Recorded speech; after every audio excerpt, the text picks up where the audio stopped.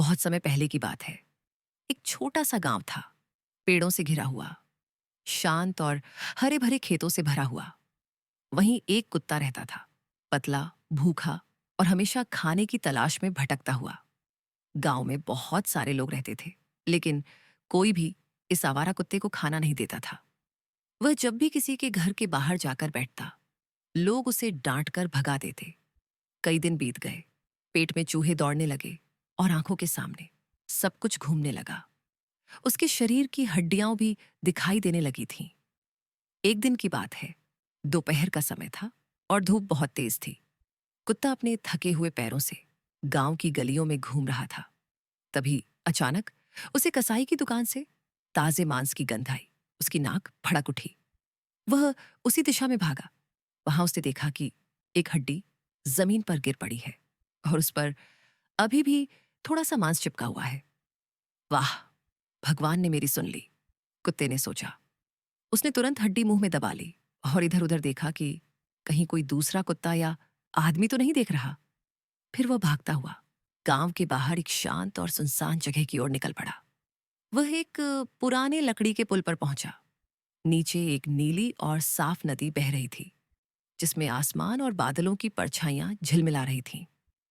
जैसे ही वह पुल के बीच में पहुंचा, उसने नदी के पानी में झांका और तभी उसने कुछ ऐसा देखा, उसकी ही परछाई पर। कुत्ते को लगा कि नदी के नीचे एक और कुत्ता है, जिसके मुंह में भी एक हड्डी है और वो हड्डी उसकी हड्डी से कहीं ज्यादा बड़ी दिख रही है। उसकी आंखों में लालच चमक उठा। अगर मैं उस कुत्ते से भी हड्डी छीन लूं, तो मेरे पास दो हड्डियां हो जाएंगी। उसने बिना सोचे समझे जोर से भौंक दिया। भौंक, भौंक। जैसे ही उसका मुंह खुला, उसके मुंह में दबाई गई हड्डी नीचे गिरकर सीधे नदी में जा गिरी। छपाक, पानी में लहरें उठीं और हड्डी बह गई। कुत्ता नीचे देखता रह गया। अब वहां कोई परछाई नहीं थी, कोई हड्डी नहीं थी और उसके पास भी अब कुछ नहीं था। उसका दिल बैठ गया। वो धीरे धीरे उस पुल से उतरा, मुंह लटकाए, आंखें नीचे किए। उसके पैरों में अब वो ताकत नहीं थी और दिल में पछतावा भरा हुआ था। इसीलिए कहते हैं, जो हमारे पास है उसी की कद्र करो। ज्यादा पाने के लालच में सब कुछ खो बैठोगे। लालच बुरी बला है।